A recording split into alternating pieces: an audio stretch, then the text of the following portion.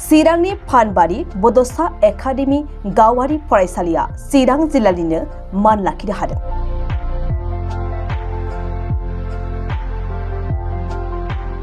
थांनाय 2004 मायथाइयाव बिजनी फानबारियाव गायसनजानाय फानबारि बड'सा एकाडेमिया नोजोर बोनो हानाय गंसे गावारि फरायसालि।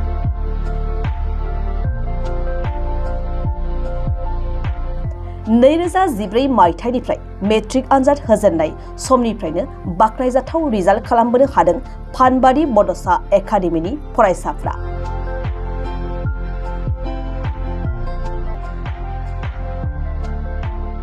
गोग्गो सोलोंथाइ होनानै फरायसाफोरनि इयुन दानाय आरो सुबुं सम्पद सोरजिनाय थांखिजों सोलोंथाइ होबोनाय फानबारि बड'सा एकाडेमिया देग्लाय बोसोरनि मेट्रिक आनजादनि रिजाल्टआव जर'खा मान लाखिनो हादों।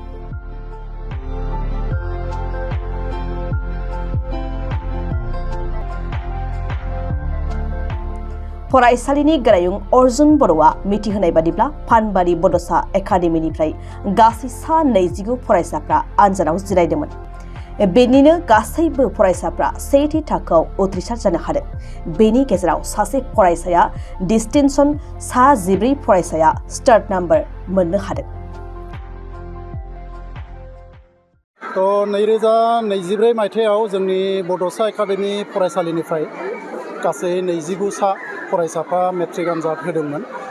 बिनि गेजेराव 29 फरायसायाबो गासिबो सेथि मासियाव उथ्रिसार जालांनो हाजोबदों आरो बे 29 फरायसाफोरनि गेजेराव सासे फरायसाया मोनद' आयदायावबो लेटार लानानै डिस्टिंशनजों लोगोसे 87 जौखोन्दो लानानै उथ्रिसार जानो हादों आरो 14 फरायसाया स्टार नाम्बार लानानै उथ्रिसार जानो हादोंमोन। बेनि गेजेराव फ्राय फरायसाफ्रा बांसिन आयदायावनो लेटार नाम्बार मोनदों। आंनि नोजोराव खालि सासेल' फरायसाया लेटार मोनाखै, बाखि 28 फरायसाफ्रानो सोरबा मोनसे नङा मोननै बा मोनथाम आयदायाव लेटार नाम्बार लानानै उथ्रिसार जानो हादों। देग्लायनि रिजाल्टआव आङो जोबोद गोजोननाय मोनदों। बबेखानि सिगां बोसोरफ्रावबो जोंनि फरायसालिनिफ्राय रिजाल्टखौ मोजाङानो खालामो, थेवबो गुबुन बोसोरनि रुजुनायाव एबार बोसोरनि रिजाल्टआ जिहेतु फोरोंगिरि, स्टाफ आरो फरायसालि आरो गार्जेन जोङो गोबां समावनो सावरायलायबाय थायो। बे रिजाल्ट मोजां जानायाव फोरोंगिरिफोरनि अबदान दं आरो जोंबो फरायसालि बिगोमाफ्रा एसे खस्थ' खालामनांदों।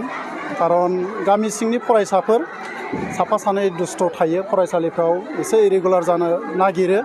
दा बे जाय फरायसाफ्रा एसे इरेगुलार बा एबसेन्ट जाबाय थायो बे फरायसाफोरखौ एखेबारे साफा जोङो बुंबाय थायोमोन। गार्जेनफोरनोबो जोङो बुंहरोमोन एखे रेगुलार जाथारनांगोन। माने जोङो फ्राय मोनफ्रोमबो मासावनो जोङो क्लास टेस्ट बेबायदि लादों। इउनिट टेस्टआथ' डिस्ट्रिक्टआ जेरैबायदि थिनदों बेखौ लाखादोंआनोसै। दा बेनि अनगायैबो जोङो आलादायै क्लास टेस्ट लादों। बेनि अनगायैबो सेसना आरम्भ जानायनि 6 माससो उनाव आं निजेनो माखासे फोरोंगिरिफोरखौ लानानै फरायसाफोरनि न'खर थांदों। न'खर थांनानै बिथांमोननि बिमा बिफाजों आङो सावरायहैदों। बिमा बिफाफोरनो फरायसुला फरायसुलिमोननि फरायनाय, रोंनाय एबा नाम्बार लाखिनाय बेफोरखौ आङो सावरायबोदों।